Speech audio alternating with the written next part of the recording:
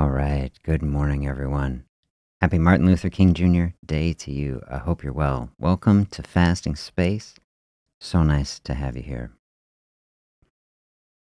I thought on this day, our whole process, what we're moving toward, trying to move toward health and wholeness in the most powerful way possible. I thought on this day we'd lean into some words from Dr. King. Try to hear his perspective a little bit on health. Turns out health was pretty central to a lot of his message, and not just healthcare, but in the bigger picture about the whole person wellness. And so we dive back in here a little bit into some of the context that he was operating in, do some reflecting on where we have come in the intervening time, and think about what do these things mean for our current situation, both in the big picture of being a human being here in this moment, and then being as healthy as possible, both ourselves, and then on a day like this, our society, our relationships with everyone. So share reflections and thoughts as we go along. Be happy to have as deep a discussion as anyone wants, and we try to tie it in, ultimately to how do we take steps forward in health. Okay. Grab a coffee, grab a tea as we dive in. Okay. I thought the first thing to try to do, I spent yesterday, a good share of yesterday, I was just reading, essays, speeches, listening to Dr. King, thinking about health. Hey, good morning to you. Welcome. Thinking about health and wholeness. And I had, honestly, this is an aspect I had never really come across before, is that at the time in the mid-60s, one of the first speeches I read was Dr. King's Nobel Peace Prize acceptance speech. 1964, I think I have, yeah. Was it 64 or 66? Somewhere right in there, 64. U.S. hospitals, so think of our healthcare system. We're thinking of healthcare. Hospitals were primarily segregated, and I didn't even realize this. I mean, I went through an entire medical education. I didn't realize that even as late as the mid-60s, segregated wings, racially segregated sections of hospitals. I was having a really hard time, honestly, reading it. The facts that I brought up, the Hill-Burton Act, 1946, allowed federal funding for segregated facilities. Have you heard of this clause before? Separate but equal. A separate but equal cause of this act allowed federal funding to even fund construction of dedicated segregated hospitals. Led to the construction of H-shaped hospitals, distinct wings for white and black patients, despite this construction intention quality not equal. So, wow, as someone, I've spent a lot of my life in a hospital, I just say, I guess I can imagine, I can try to imagine it, but it's just terrible. It really is terrible. And so that is the atmosphere that Dr. King is coming to, when we're going to read some health quotes and think about promoting health and flourishing of all people. This is the type of environment that he is operating in, is really something to see. So I was curious just to look at the timeline. All right, our health experience here in America, healthcare in America, it's not so long ago that we had something like that. How is the timeline that we got, out of that part of it? And Dr. King extensively responsible, helping the movement, leading the movement to end that practice. Civil Rights Act of 1964 legally outlawed racially segregated hospitals. But apparently there is no real enforcement of it until 1966. Medicare passed 1965, and it was through the implementation of Medicare that actually the federal government actually enforced the elimination of segregated hospitals. So any hospital that was receiving Medicare funding required to comply with the Civil Rights Act, and the federal government hired thousands of people to go into hospitals and audit and observe and ensure that this stopped. And so within 1 year, by 1967, almost all segregation was ended in hospitals. So I think this is kind of an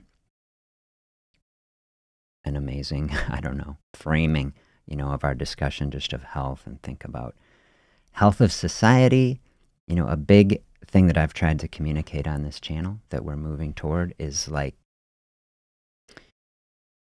taking the pressure off of ourselves in many ways. And one way to realize, obviously we have so much dishealth in society today, so many people struggling, metabolic health, chronic disease. This is especially what I'm trying to move toward.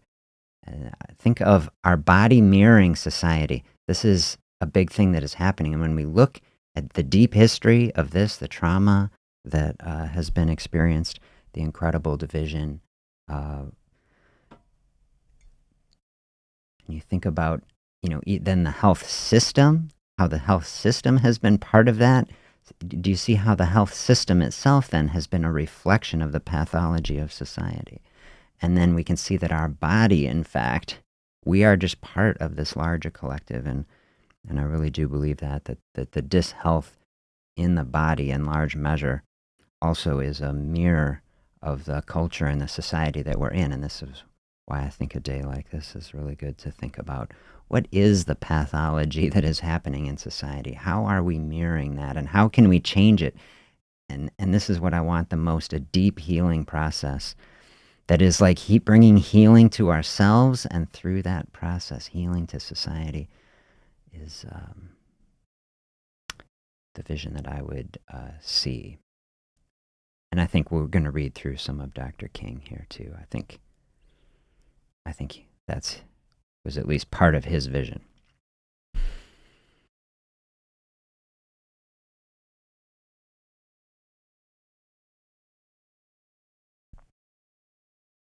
Rapid transformation over that year, described in the healthcare system as the quiet revolution. It just went away. So I thought I would read a little bit of Dr. King's Nobel Prize speech, so 1964, I think. And he's, like, the first part of his speech, he's kind of musing, like, from his perspective, like, compared to what needs to be done, we have accomplished so little, and how is it that I am standing here getting this award? I mean, really, what had happened by that point was already incredible, but he's like, so much to do. But then he goes on, after contemplation, I conclude that this award which I receive on behalf of the movement is a profound recognition that nonviolence is the answer to the crucial political and moral question of our time, which I would argue is still the question of our time. Like, everything he said, I think, so relevant to our present moment. The crucial political and moral question of our time, the need for man to overcome oppression and violence without resorting to violence and oppression. Civilization and violence are antithetical concepts. Negroes of the United States, following the people of India, have demonstrated that nonviolence is not sterile passivity, but a powerful moral force which makes for social transformation. Sooner or later, all the people of the world will have to discover a way to live together in peace, and therefore transform this pending cosmic elegy into a creative psalm of brotherhood.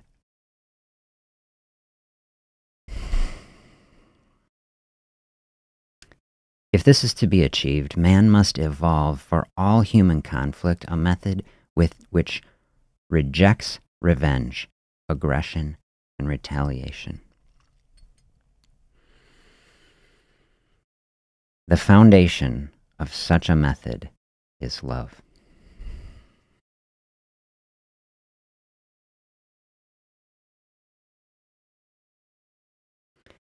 So obviously me just reading through it has only 1/1000th of the power of listening to this incredible orator read it. If you're inspired by those words, just go look it up. His Nobel acceptance speech. Just incredible to listen to him speak. Such passion and just it's incredible. But these words to me are beautiful. I've done a couple of our live sessions focused like, is love the answer, right? And then as just an open question, as to say like to everything basically. And I generally feel that it is. Even in health, when we get it really into these deepest levels of health, which I think is where he is going. Like, can we really be truly healthy as a society if we don't have love for people? And if we are, as a society that we are part of, if we are experiencing hatred and animosity, war, violence, every horrific thing, like, can we be truly healthy? Like, actually. And isn't health, we've talked about that so much, the social determinants of health, that everything outside of the healthcare system that affects health actually is like over 80% of what determines whether a person is healthy. A lot of these ideas came from Dr. King. He was one of the first people to really advance these ideas that health is so much bigger, that yes, people shouldn't be denied access to the healthcare system, but that health expands so much beyond that. Love is the foundation of that. He elaborates later in that same speech. He says, I believe that unarmed truth and unconditional love will have the final word in reality. I hope so.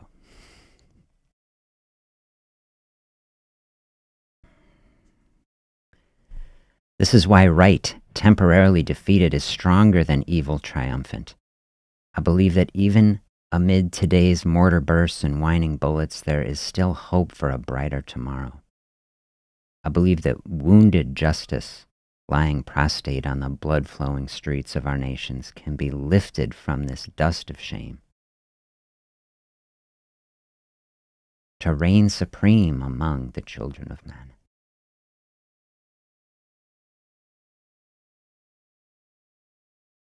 I have the audacity to believe that peoples everywhere can have 3 meals a day for their bodies, education and culture for their minds, and dignity and equality and freedom for their spirits.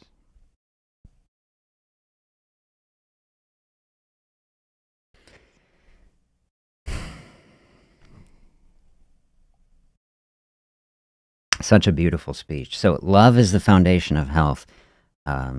Love is the foundation of the way of being in the world. I feel like that's what he was trying to teach us and show us, that this is the foundational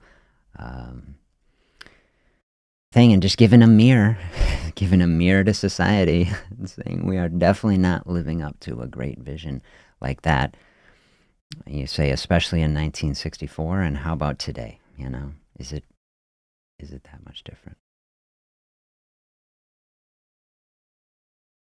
You know, when we think of social determinants of health, I bring it into our health space here now.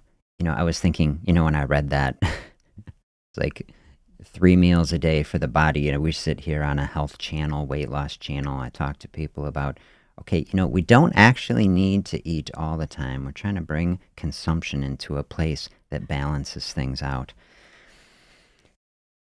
The thing that I was thinking about in this space, though, is just finding this line of, like, you know, where he is going with it is like the idea that in such a nation of what we see as wealth, financial resources, that people don't have access to 3 meals a day. I mean, it's just the idea that this basic human needs not being met.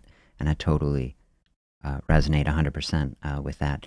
Look back in the channel, you know, I've talked about a lot about, you know, using fasting as a tool to bring our attention to people who don't have just the basic necessities of life. Can we, from a position of great privilege, say, I have all the food that I want to eat, can we use that space to channel some of that resources if we're cutting back on that to help support people in need in our area. Here in my community, Dane County in Wisconsin, over 20% of families food insecure. Right here now, 2026. And so to me, to get into our health space is like really touching right into that basic part of health. Very hard to be healthy if, someone is malnourished, for example. And so we're trying to find the middle space. On one end, we have the difficulty of malnourishment and what a tragedy and an injustice in a society that is so wealthy in financial resources, but not in spirit, right? We have a poverty of spirit. I think he gets into that. And then on the other side, at the same time, we're struggling with poverty and malnutrition. We have overnutrition, and we're struggling with an obesity epidemic. It's a big thing that I'm trying to talk about. Maybe I might talk, more about it. How do we bring both of these extremes into balance in a place? We're trying to bring everything into balance, both in our body and in society, so that everyone has the nutrition that they need and everybody has the understanding of how do we get out of this place of overnutrition that is also bringing disease. It's also an injustice to teach people who are struggling with weight that they have to keep consuming in order to be healthy. To me, that's unjust, and it drives people into diabetes. It is actually killing people. Really, really awful. Listen to what, I wish, of course, that Dr. King were with us now. I wish we could hear him weigh in on all these things right now, but we can go back to his words. In 1966, he gave a speech before the Medical Committee for Human Rights, which I think is part of the AMA at the time. This is what he says. Of all the forms of inequality, injustice in health is the most shocking and the most inhuman. And I just comment here, I was reading through different quotes. Lots of people misquote him on this. My understanding is this is the correct quote. Injustice in health, most people will say healthcare, because people trying to twist it into a political process about our healthcare system. And he was such a bigger thinker that health is so much bigger than healthcare. I believe that. And people change his word inhuman into inhumane. And inhumane, if you think about it, is like an action that people can take that maybe is bad. Okay, but inhuman is such a bigger word. Or it's like, you're not even human acting in this way. It's just like, so his statement, the real statement is so powerful. Of all the forms of inequality, injustice in health is the most shocking and the most inhuman because it often results in physical death. I see no alternative to a direct action and creative nonviolence to raise the consciousness of the nation. Raise the conscience of the nation. We don't have segregated hospitals today, thank God. But we have a lot of injustice, and we have a lot of inequality, and we have a lot of suffering that is inflicted on people in many ways, that are actually leading to people dying and having great morbidity. And I say as an aspiration in 2026 on Martin Luther King Jr. Day, I say it just shouldn't be the case.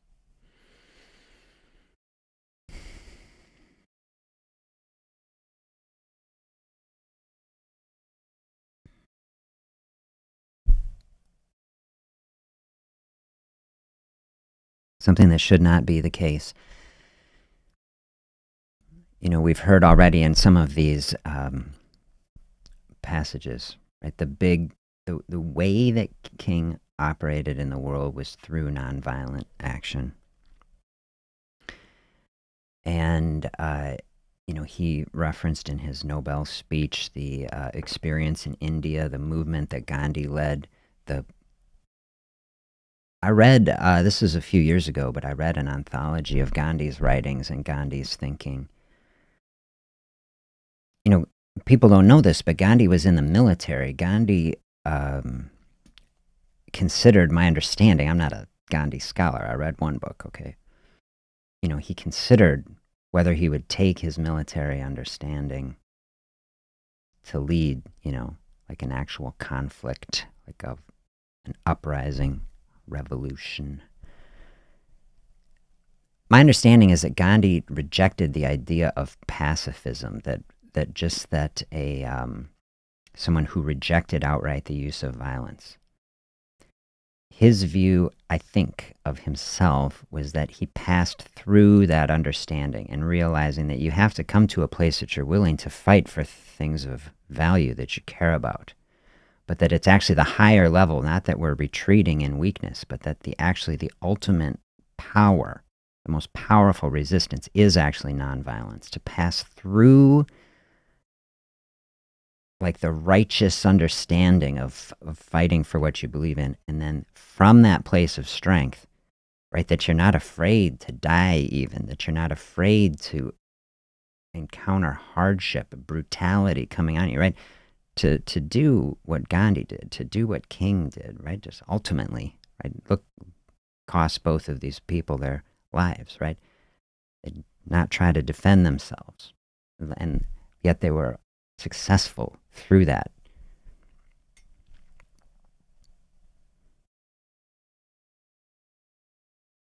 That's the spirit, I think, of Dr. King, giving us an incredible example for, like, this moment, that spirit.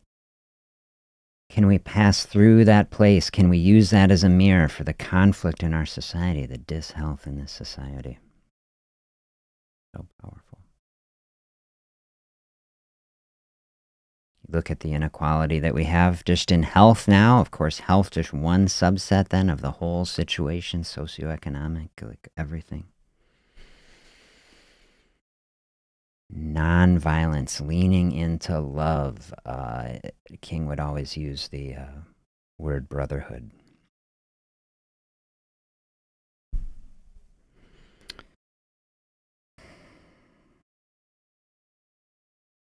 I think through this metaphor, this is kind of what I was thinking, okay, like passing through a stage to get to something more powerful.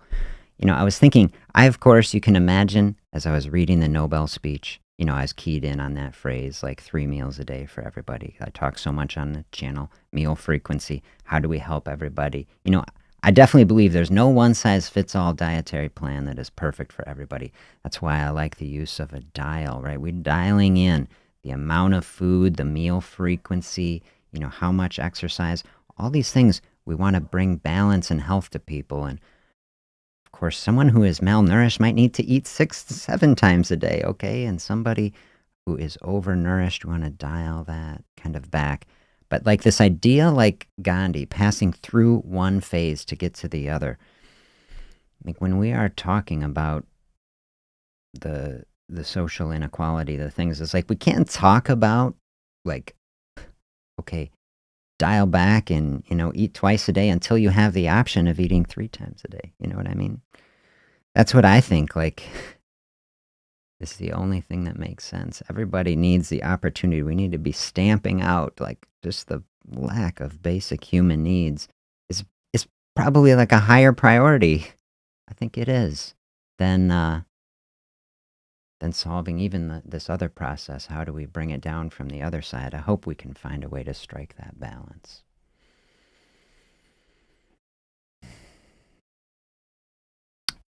Here's a little section I want to bring to you. 1967, Dr. King delivered a speech to the American Psychological Association. And he's basically challenging people. He's like, a lot of what you see yourself doing here, you know, psychologists, is like helping people adjust to society, okay? And he's like, the problem is that you think this society is normal.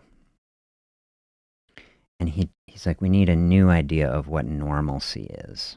And to me, I love this. I've talked about this concept a number of times.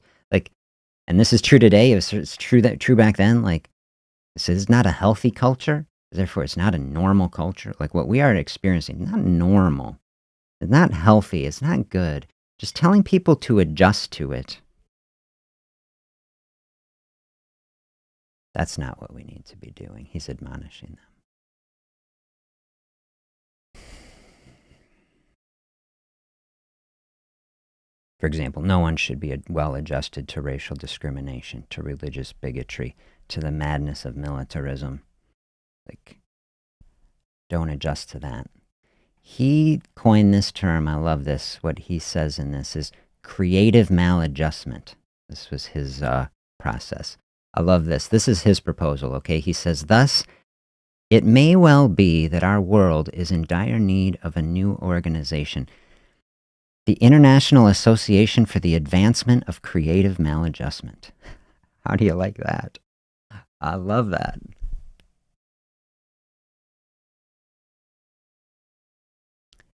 Men and women should be as maladjusted as the prophet Amos, who in the midst of the injustices of his day could cry out in words that echo across the centuries, "Let justice roll down like waters and righteousness like a mighty stream."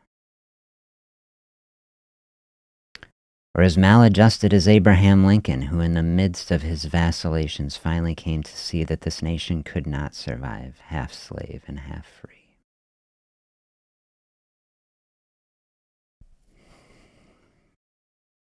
Or as maladjusted as Thomas Jefferson, who in the midst of an age amazingly adjusted to slavery could scratch across the pages of history. Words lifted to cosmic proportions.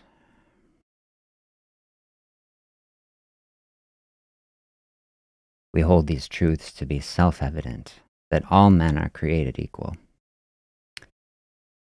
that they are endowed by their Creator with certain inalienable rights, and that among these are life, liberty, and the pursuit of happiness. That through such creative maladjustment, we may be able to emerge from the bleak and desolate midnight of man's inhumanity to man.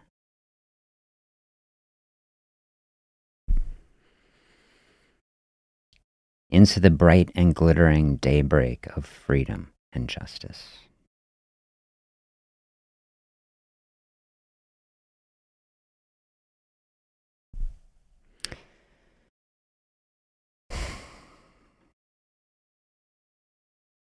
I say a toast to that. Let's move toward that.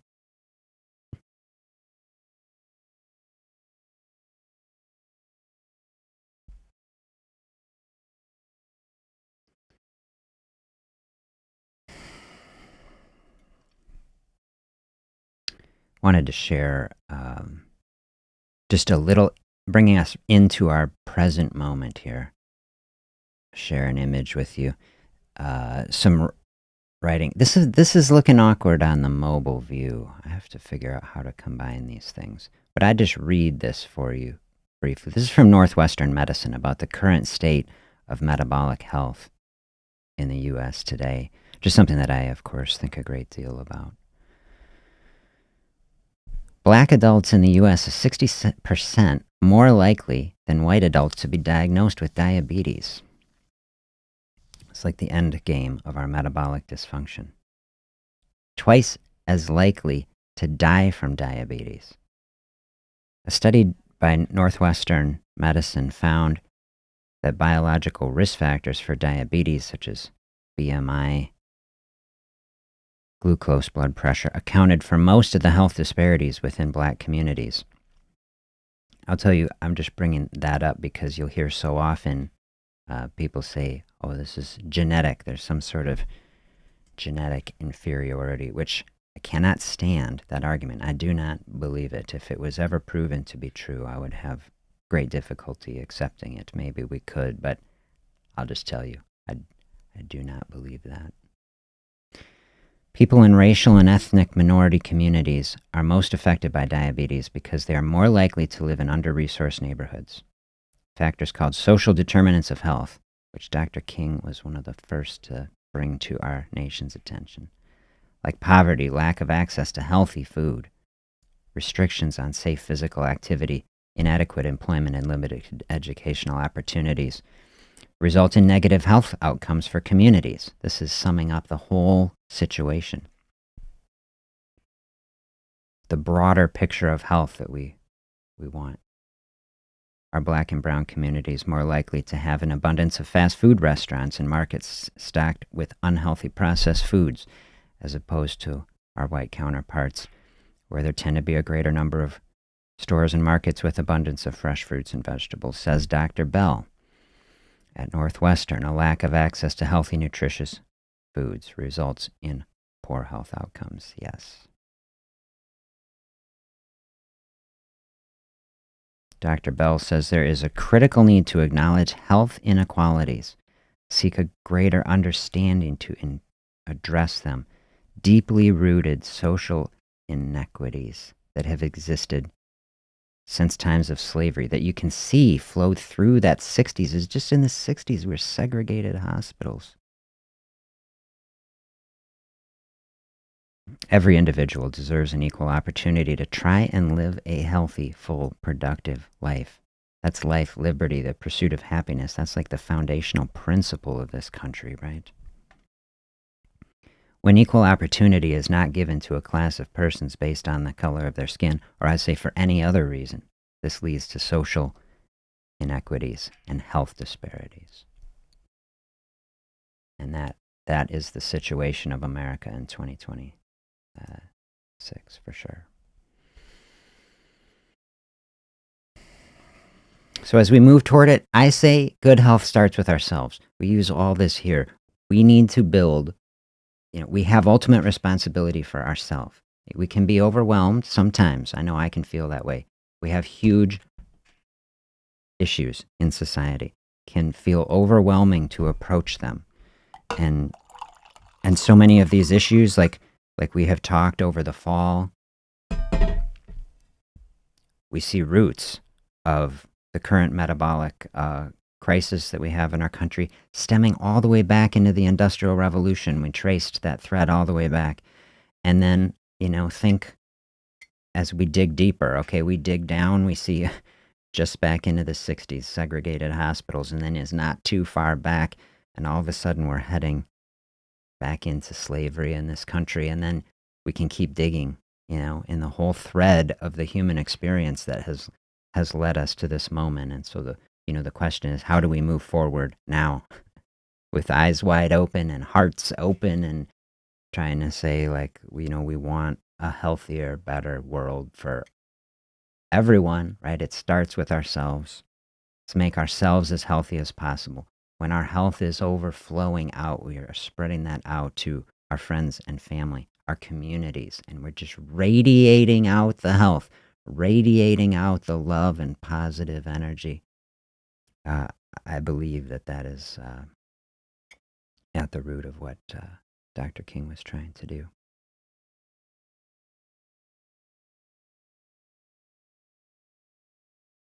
So I'll end my little reflection of Dr. King on health with two quotes from him. These are both, I think, both coming from this same speech, to the American Psychological Association, 1967. He says, expediency asks the questions, is it politic? Vanity asks the question, is it popular? But conscience must ask the question, is it right? And there comes a time when one must take a stand that is neither safe, nor politic, nor popular, but one must take it because it is right. That is where I find myself today.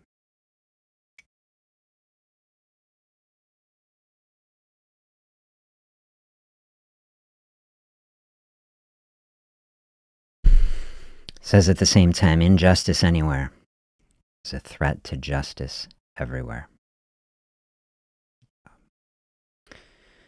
So I say, let us move boldly in that direction, standing up for truth, justice, love between people.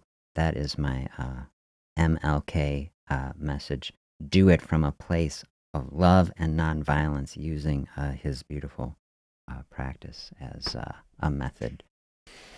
I say health should be the priority, not wealth, not politics, not status, not anything else. Let's try to have healthy communities, bringing love and light everywhere that we can.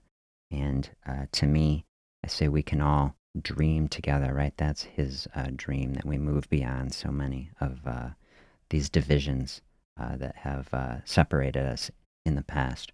Realize ultimately brotherhood, right? That's what he used. I say one human family, and then we'll move forward in it together. Beautiful vision.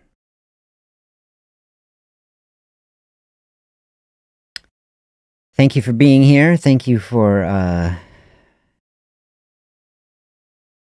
listening to these thoughts from Dr. King. Be happy to hear any reflections you have. As always, on a fasting space, ask me anything. I answer any questions you have. St. Sean. I've been water fasting for 16 days. Today is my first day vomiting bile. What can help with this? Breaking my vow is not an option. Thank you for sharing. Yes, absolutely. Really happy to. Is this an extended fast? Is that what you mean? 16 days straight water fasting? I just see all the disclaimers on the video. As never any medical consults, educational experience. I give perspectives and reflections. If someone is saying 16 days straight, this is something that I consider not simple fasting. So I consider that significantly advanced fasting, which is not to say that it is wrong or bad. So just to get our kind of definitions into place. Simple fasting, to me, the line of it goes, okay, most people, we say if someone was done eating dinner by 7 and then they ate breakfast at 7, see they're getting 12 hours without food. That's basically most people getting something like that in our society. That's not really fasting to me. We say, well, there's 12 hours of fasting as a concept. We get it, no food. So simple fasting is saying, how do we just start opening up some more space? Incredible benefits come. Level 1, I say, kind of 16-8, maybe going to 2 meals a day. There is a whole spectrum between there. Some people find even that to be a struggle. Say, I struggle with hunger, even to move breakfast out a little bit. Or if we're trying to clear out some late eating, someone, is eating right before bed. We're trying to clear a bedtime snack out. Probably the most powerful health practice to start getting late eating out of our body. There's a large body of research that would suggest that stopping late eating is the most powerful fasting space. Practically speaking, the easiest place for people to open up is in the morning, because people think that fasting leads people to be hungry. Just think about it as a concept, though. You just ate lunch. Nobody wants to skip dinner, but now you've gone 12 hours without food, and people usually aren't so hungry in the morning. Most people say, hey, give me a coffee, we hang out, have a chat, and it's okay. So as just one place, if we're trying to move toward this huge obstacle we have in our society, metabolic dyshealth, as a first step, simple fasting, how many people could benefit just from going to 2 meals a day, open up a little bit more space? That's the start of simple fasting. And then, like we said, it's a dial, turn into that. And then you can turn that dial up, 1 meal a day eating, to eat once in a day. The body, people have not realized, both the body, our experience, our habits, patterns, and the metabolism, highly adaptable and flexible. And so when we treat something in a very kind, gentle, and thoughtful way, we can take something like fasting that is very powerful, and we approach it so thoughtfully and gently that it can become a wellness practice. So many people coming toward all kinds of dietary practices, exercise practices, health, weight loss processes of any kind from a very, very intense place, and that often leads people to burnout, which leads people in cycles of weight loss and regain, which is one of the most frustrating places to be. The idea of simple fasting to me is, okay, we can take this as a wellness process, less money to spend, less groceries to buy, less cooking and dishes to do, more open space in the diet, in the life that we can be doing other things, bringing in time for other wellness processes if we're overwhelmed in life, even if we can get an extra 20 minutes by that we save from not having to physically consume a meal. Maybe that is the space in the day where we can bring in some reflection. Okay, this is just the process. And then the body comes to adapt. Really, that's a strength. Fasting is a strength. And as we get stronger at it, we realize, oh, the body very capable. This is how it becomes very powerful and empowering to realize that so much of what the culture has told us, that we have to keep consuming all the time in order to both be happy and healthy, is actually not true. And that message is actually one of the main reasons why we have so much dishealth that we do in our society. So we can unwind that, push it backwards. Okay, and then simple fasting, to take one day and to say, I can actually just fast for this day. This is getting toward the end of simple fasting. We're going to say one fasting day is something many people do without realizing it when you get sick. You know, someone gets sick, you got the flu, you feel terrible. Okay, people think, well, I can't eat, and then that's part of the thing that is bad. What we don't realize, fasting is a big part of how the body heals. I call fasting space healing space. The body is using that space to take away the burden of all the food processing on the immune system so that the immune system can go out and fight the infection and help to rid the body of it. And so we see you do it without even trying when you're sick. How much more can you do it when you are well? It turns out you're quite capable of it. In my experience, to help someone lose weight, like people lose weight that way, that's what I consider the end of simple fasting. And maybe you get into a place, alternate daily fasting, where you have a fasting day and then you have an eating day. When we head beyond that, now I consider it advanced fasting. And to go on a multi-day fast, like you are saying, that's what I call advanced fasting. We're heading way, way down the line. And that is an incredibly powerful experience. An advanced fasting practice have incredible power in the body, the deepest levels of autophagy, cellular recycling. But it does open up potential for other problems. And it's just, in my personal practice, I have done an extended fast on 2 occasions, vaporized every last bit of body fat that I had gained during my very unhealthy years of residency training and such. And it's not something that, I'm not in a physical space where I can really do it anymore. I don't want to lose any weight now. I'm very active, okay? And then from a medical perspective, it's not something that, I have had a huge weight loss practice when I was at the university. I had thousands of patients in my primary care practice. I'm consulting now is what I do, weight loss consulting, people coming through. I don't personally counsel people ever to go into extended fasting. I say as a personal calling, you are somebody who has felt the call, you are into it, and so I never discourage someone from doing it if it's a personal calling. But it does open up the potential for medical problems, especially if someone is getting dehydrated. Always someone has to stay hydrated. Opens up the potential. It can be hard on the kidneys. Opens up the potential for electrolyte abnormalities. I think that people who are doing extended fasting should have monitoring of electrolytes. Of course, many people do it without it, but there's just risk to it. So all that said, in this situation, vomiting bile is not a good sign. I say that does not sound good. I would not encourage anyone ever to push through something like that, because many problems, many different things can cause that, none of which are really very good. And if you are having a difficult space, like the entire approach that I have, thoughtful, gentle, not forcing anything, finding something that is sustainable in the long term, and avoiding as much struggle as possible, flowing through a space.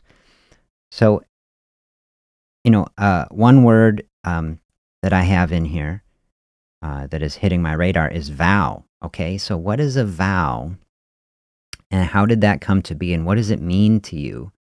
Um, Fasting to me is synonymous with openness. Fasting is just openness. It is completely open. It is not restricted in any fashion. Like the culture would say, oh, would come and see a fasting practice and it brings in negative language like, oh, someone is starving themselves. It is so extreme and harsh. People would look at it as a punishment or something like this. I stay so far away from view like that. I say anybody who's doing anything like that is not doing anything that is anything like what I'm talking about. Because fasting to me is openness. It is experiencing lightness and positivity in the body. It is completely removing someone, from judgment or pressure of any kind.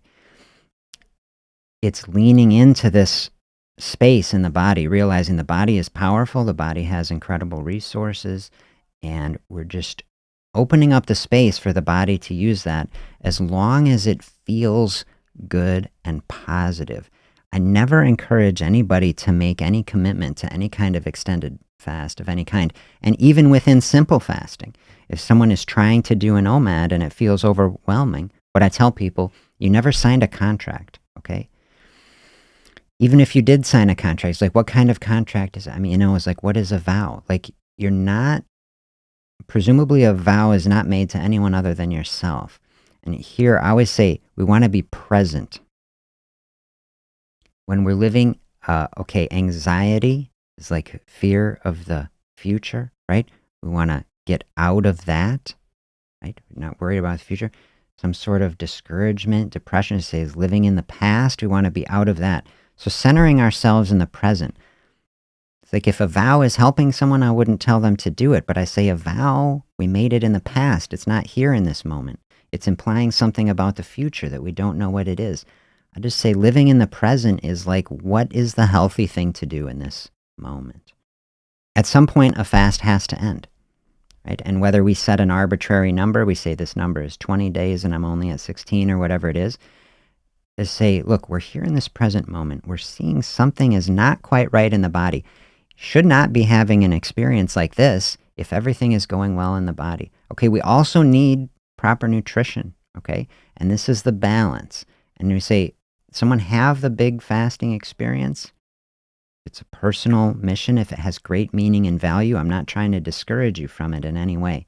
But it is a red flag, right? So I could say something like this, red flag.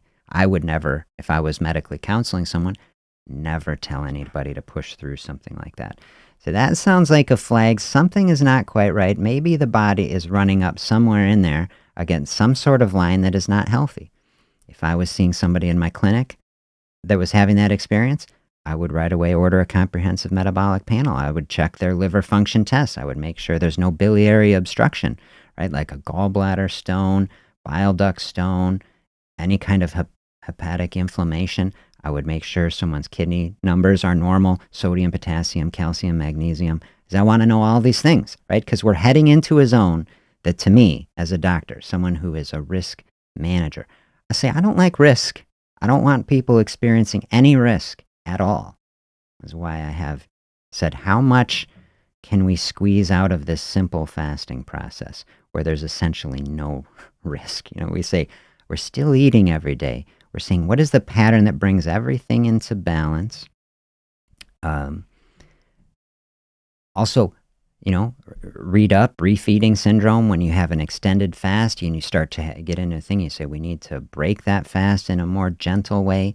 I say, so it's amping up the pressure. This is like a pinnacle mountaintop experience. You think about figures who experience extended fasting. It's like some religious icon like Jesus or Moses or something is like fasting. Was this a supernatural is the thing. It's like we are heading way out on the thing, okay? To me, I'm just a human being in Wisconsin. Like, we don't need these things. So much benefit can come without going to that extreme. I have, and I'm not, thank you so much for the comment. I'm not trying to discourage you in any way. I'm just giving you my honest thoughts.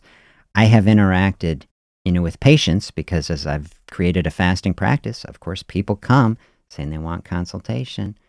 They're doing the extended fasting already when they come to me. Some people might say, well, this is the irony. But I've seen patients who've even done that for like times and they're in a groove, but then even a year later, then they burn out and they don't maintain it. And so the more people I work with, the more, because then I try to tell people, okay, what does the long term look like?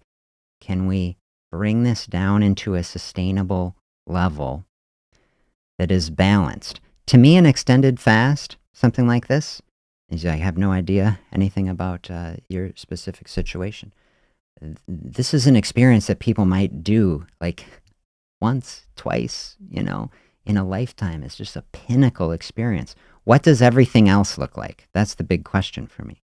What is the pattern that is not in this mountaintop pinnacle, extreme experience, like advanced fasting, extreme experience? Say, let's pull things down and say, what does everything else look like? There's so much power available. Someone, say, doing an OMAD, for example, just bring things back to there.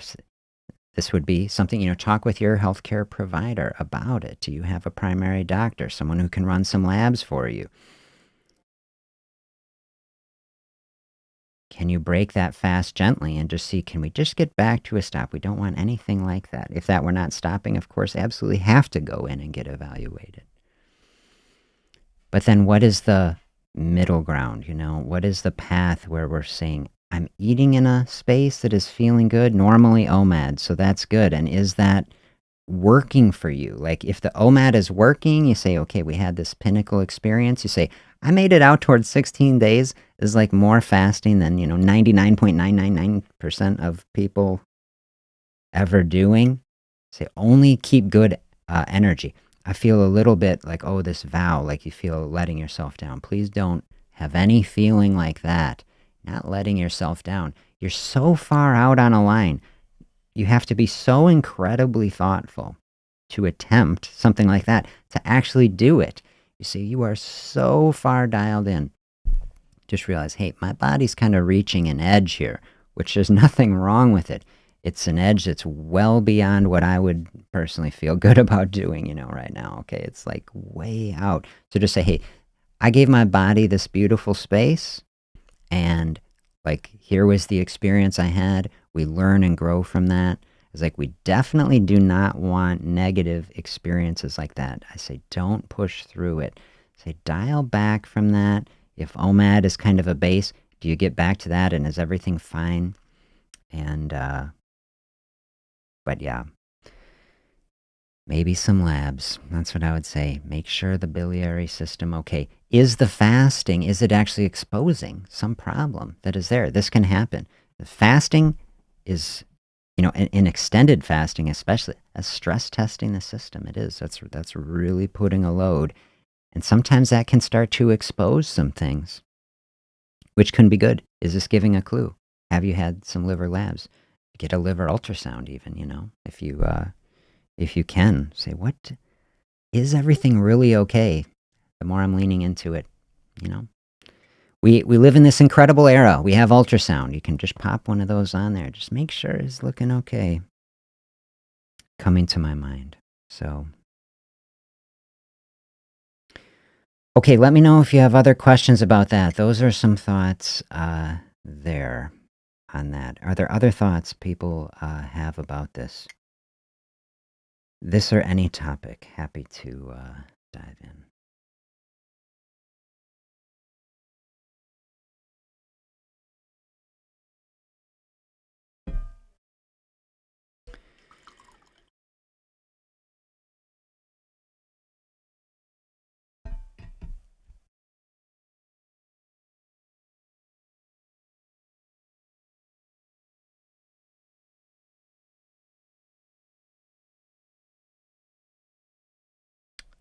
Simple fasting. I'm doing this every weekday, Monday through Friday, 8:30 Central Time. Ask me anything. Share the journey. We keep taking steps forward together. I've really enjoyed it. Bring the successes, bring the struggles, bring the experience. Like whatever the reality is, we can discuss it. We will definitely be continuing to lean in on the fasting process, trying to bring in and incorporate every other good process of health, bringing in things like this big picture thinking. How do we bring in things like Dr. King would say, love as the foundation of health, really value that perspective, building up that health in ourselves so we can radiate it out to our whole communities. Keep the optimism flowing. Don't be overwhelmed by difficult things that are happening. Think of Dr. King. He was not overwhelmed. He pressed forward. Yeah, and thank God for him and that work. Blessed to be with you all here today. I hope you have a beautiful day. Thanks for sharing this time with me. I will see you back here tomorrow. Have a great day, everybody.